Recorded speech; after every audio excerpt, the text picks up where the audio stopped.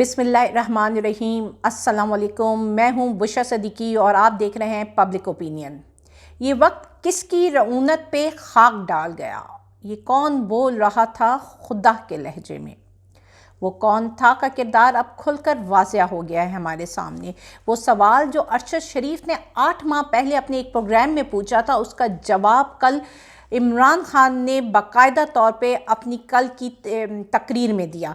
उन्होंने कल में कहा कि वो कौन था जो अरशद शरीफ शहीद ने पूछा, वो बाजवा था। इसका मतलब ये हुआ कि जिसने इमरान खान के बयानी एब्सोल्युटली नॉट से पहले अमेरिकी अखबार को इंटरव्यू में ये बयान दे दिया कि जी हम अमेरिका को पाकिस्तान के अड्डे दे रहे हैं, वो बाजवा था। जिसने ये यकीन दहानी करवाई या अमेरिका को ये बताया कि रूस जाने का फ़ैसला सिर्फ़ और सिर्फ इमरान खान का था, वो बाजवा था। जिसको अमेरिका ने कहा रिजीम चेंज करने का, वो बाजवा था। इमरान खान ने अपने वर्कर्स की कॉल दी थी, जबकि उस वक्त इमरान खान वज़ीर आज़म थे, लेकिन फिर भी डी चौक को सील कराने का फ़ैसला करने वाला बाजवा था।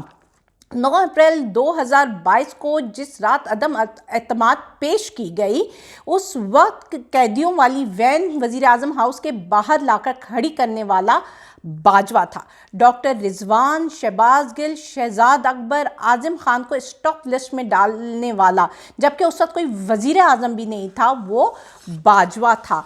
FIA से शहबाज और हमजा शरीफ के स्पेशल प्रोसिक्यूटर को पेश ना होने का हुक्म देने वाला भी फिर बाजवा ही था।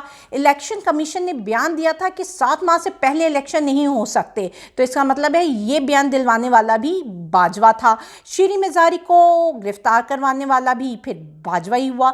गवर्नर पंजाब के हुक्म को ना मानने का हुक्म दिया गया था सेक्रेटरी के पंजाब को, इसका मतलब है ये हुक्म भी बाजवा ही ने दिया था। लॉन्ग मार्च पर तशद्दुद का हुक्म भी फिर बाजवा ही ने शायद जारी करवाया होगा। सहाफ़ियों पर मुकदमात हुए, ये हुक्म भी फिर बाजवा का होगा। फिर PTI वर्कर्स पर मुकदमात दर्ज करवाने का हुक्म दिया गया, वो भी बाजवा का होगा। PTI के मखसूस नशिस्तों पर नोटिफिकेशन ना जारी किया जाए, ये हुक्म भी बाजवा का होगा। मरियम नवाज शरीफ के केस में प्रोसिक्यूटर बार बार बीमारी का अज़र बनाकर पेश ना हुआ, इसके पीछे भी फिर बाजवा का हाथ था। तो वो सारे सवाल जो अरशद शरीफ ने आज से 8 माह पहले पूछे थे, उन सब का जवाब कल खुलकर अपनी स्पीच में इमरान खान ने दे दिया। लेकिन अफसोस की बात यह है कि आज भी अरशद शरीफ का केस सो मोटो एक्शन अदालत में लगा है, लेकिन अरशद शरीफ शहीद की मां को इंसाफ नहीं मिल रहा, उनको एक वकील अभी तक नहीं मिला। ये खौफ, ये हरास आज तक है। वो कौन था, वो बाजवा था, उसका खौफ व हरास शायद आज भी मौजूद और कायम है। लेकिन सवाल ये होता है कि वो लोग, वो सहाफ़ी जो चीख चीख के और बहुत स्ट्रांगली कह रहे थे कि हम इस रिजीम चेंज के स्टांस को नहीं मानते, ये जो है झूठा नैरेटिव है इमरान खान का, अब उनका स्टैंस क्या है। अब वो जिसने रिजीम चेंज करवाया था, उसने तो खुद एडमिट कर लिया कि वो मैं हूँ जिसने ये सारा काम किया है। तो वो लोग जो चीख चीख के कह रहे थे कि नहीं जी रिजीम चेंज जैसा कुछ भी ऑन ग्राउंड रियलिटी नहीं है, तो अब क्या उनकी बात की कोई वक़्त रह गई, या अब वो लोगों से कुछ कहेंगे तो लोग उनकी बात मान लेंगे? क्योंकि जिसने इन लोगों को कहा था कि ये कहो कि रिजीम चेंज नहीं है, आज वो खुद पलट गया है और उसने मान लिया है कि रिजीम चेंज तो हुआ है। अब पाकिस्तान की सियासत में खेल पे खेल खेला जा रहा है। मैंने अभी कहीं पे कोट पढ़ी थी कि telling lie is an art, और मुझे लगता है शायद मरियम नवाज बीबी तो इस आर्ट में माहिर है, बल्कि जो है ब्लेसली गिफ्टेड है इस आर्ट में।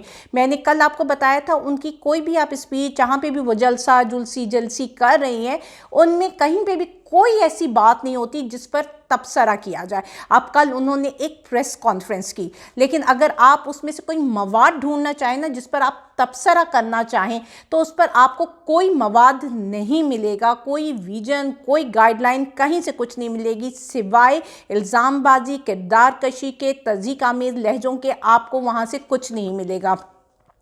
वो कहती हैं कि जी हमारे जलसे बड़े बेहतरीन हुए हैं।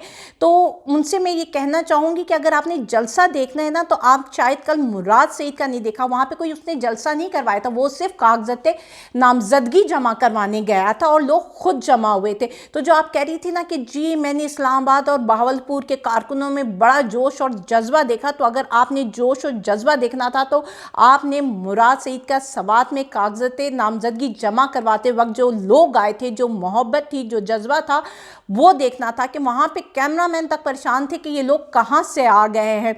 तो बीबी, इसको कहते हैं मोहब्बत, इसको कहते हैं कारकुनों का वलवला। उसके बाद आप आगे आती हैं, आप इलेक्शन पे की बार बात नहीं करती, लेकिन आप अदलिया के बारे में सवालात उठा देती हैं। अब अदलिया इंफॉर्मेशन तो हमारे पास कुछ यूँ है कि इस्लामाबाद में कुछ खुफिया मुलाकातें हुई हैं जो उसको लीड किया है मरियम नवाज़ में, और वहाँ पे फैसला किया गया है कि कुछ भी हो जाए इलेक्शन नहीं करवाया जाएगा। अब हमने कल यही पूछा था कि पीडीएम खामोश है क्यों, क्या उसको किसी की तरफ से यकीन दहानी है या अभी अपनी स्ट्रैटेजी सोच रही है। तो उस मीटिंग में ये डिसाइड हुआ कि अगर इलेक्शन कमीशन अनाउंस भी कर देती है तब भी हम इलेक्शन में नहीं जाएंगे, और उसके लिए इन्होंने सहारा लिया है अदलिया पर हमला करने का। अब वो अदालतों पर, जजेस पर हमला आवर होंगे। और अगर आप देखें तो नून की जो सियासत है ना वो हमेशा से ऐसे ही रही है, उनके पास कभी भी एक स्ट्रॉन्ग विजन या बयानिया नहीं होता, और जब वो देखते हैं कि उनका बयानिया पिट रहा है तो वो तज़ीका मेज़, वो किरदार कशी में, वो इल्ज़ामबाजी में आ जाते हैं। अगर आपने पहले देखा होगा कि भुट्टो के दौर में जब भुट्टो को फांसी हुई तो यही नवाज शरीफ था जिसने कहा था कि जी अदलिया से बेहतरीन तो कोई फैसला करने वाला नहीं। वाह वाह, क्या अदलिया ने फैसला किया है। उसकी फांसी पर नवाज शरीफ ने बड़े बाजे बजाए थे, और फिर उसी की बेटी ने जाकर जियो भुट्टो के नारे भी अब लगा दिए। तो ये तो केस जो है इनका बड़ी पुरानी हिस्ट्री है। जब फैसला इनकी मर्ज़ी के मुताबिक आता है तो अदलिया से बेहतरीन कोई नहीं, और जब इनके फैसला इनकी मर्ज़ी के ख़िलाफ़ आता है तो फिर अदलिया जानिबदार भी होती है, वो नाअहल भी होती है, वो बदमाश भी होती है, और उस पर जो मर्ज़ी आप इल्ज़ाम लगा दें वो इल्ज़ाम की हद तक चली जाती है। अब अदलिया ने इलेक्शन कमीशन का जो फैसला दिया, असल में खुद यहाँ पे अदलिया फंसी हुई है। देखिए, एक कानून की शिकें वाज़िया हैं, उसमें सब कुछ पता है कि भाई अगर 90 दिन के अंदर इलेक्शन नहीं कराएंगे तो क्या क्या होगा। और अगर अदलिया इसके खिलाफ फैसला देती तो जाहिर सी बात है वो तमाम माहिर कानून जिनके तजुर्बे उन्होंने तो उड़ा कर रख देना था। उन्होंने तो इसको ब्लैक डे के तौर पे, यानी कि एक ब्लैक डिसीजन के तौर पे ये हिस्ट्री में हमारे आता। तो अदलिया तो फंसी हुई थी, अदलिया चाहकर भी इनके लिए या खिलाफ फैसला नहीं कर सकती थी। और मेरे ख्याल से जो यहाँ पे हम देखें इमरान खान का किरदार, तो वो एक सियासी शतरंज के माहिर के तौर पे उतरे। इमरान खान सिर्फ ये अपनी चाल नहीं चलता, वो चाल चलने से पहले ये देखता है कि जो आगे वाला बंदा है वो इसके रिस्पॉन्स में क्या चाल चलेगा। उसे पता था कि ये जो पीडीएम है उसने अदालतों पर हमला करना है, इसलिए कल की स्पीच में उसने अपने जो सोशल मीडिया वॉरियर्स हैं उनको पहले ये कह दिया कि अब आपने प्रोटेक्ट करना है अदलिया को। अब अगर तो ये बयानियाँ लेकर पीडीएम आती है मार्केट में, क्योंकि जिस तरह ये आई है कि पहले मरियम नवाज़ ने अदलिया के ख़िलाफ़ बयान दिया है, फिर इसके 2 बंदे आएंगे, फिर पीपल्स पार्टी से कुछ लोग आएंगे और बोलेंगे ख़िलाफ़, फिर मौलाना फजलुर रहमान से लोग आकर बोलेंगे। तो वो जितनी भी स्ट्रैटेजी बनाकर अदलिया के अगेंस्ट लिया, क्योंकि जब इमरान खान ने सोशल मीडिया वॉरियर और अपने बंदों से या अपनी आवाम से जो उससे मोहब्बत करती है उससे कह दिया ना आपने अदालत को प्रोटेक्ट करना है, तो यकीन माने इनका चूरन पूरी रात तक भी नहीं चलेगा। इनका चूरन जो है ना इन्होंने लाना है मार्केट में, ये लॉन्च करना है, और सोशल मीडिया ने ना रात होने से पहले पहले उनका चूरन उनके हाथ में रखकर कहना है कि भाई इससे बदबू आ रही है, ये बासी है, इससे फेंक दो। तो इस वजह से मेरा नहीं ख्याल कि उनको कोई भी इस तरह का ब्लंडर अब करना चाहिए, क्योंकि उनको अब 80 और 90 की दिहाई की जो सियासत है उससे बाहर आ जाना चाहिए। और कल राना सनाउल्लाह ने फिर एक बयान दिया है, एक मीडिया टॉक की, उसमें कहा है कि हम जो है शौकत तरीन को जी अरेस्ट करने की हमने मंजूरी दे दी है। तो ये एक और ब्लंडर होगा जिसको आपने जो एक आप देखें ना, शौकत तरीन एक टेक्निकल बंदा है, ठीक है, उसका सियासत से ऐसा कोई ताल्लुक नहीं, वो कोई पब्लिक फिगर या उसने अवाम में नहीं जाना, लेकिन आप ये स्टेप लेकर ना उसको भी रातों रात अवाम में मकबूल करा देंगे। जैसे आपने शेख रशीद को, फवाद चौधरी को, शहबाज गिल को हीरो बना दिया, मुराद सईद एक हीरो है पाकिस्तान।